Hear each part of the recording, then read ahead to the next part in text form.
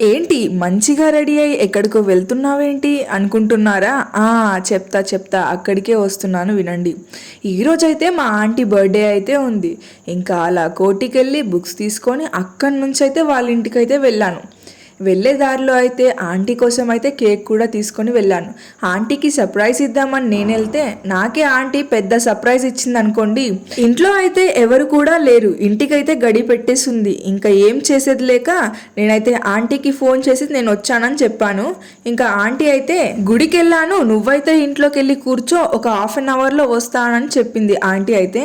ఇంకా నేనైతే ఇంట్లోకి వెళ్ళి ఆ తర్వాత కేక్ తీసుకెళ్ళి ఫ్రిడ్జ్లో పెడదామని చూస్తే కింద అన్ని కూరగాయలు ఉండడంతో డీ ఫ్రిడ్జ్లో అయితే పెట్టేశాను. 1 అవర్కి అయితే ఇంకా ఆంటీ అయితే వచ్చేసింది గుడి నుండి అయితే. ఇంకా ఆంటీకి అయితే విష్ చేసేసి ఇంకా నేనైతే కొన్ని కబుర్లు అయితే చెప్పేసుకున్నాము. కేక్ సంగతి ఏమైందో నేను నెక్స్ట్ వీడియోలోనైతే చెప్తాను.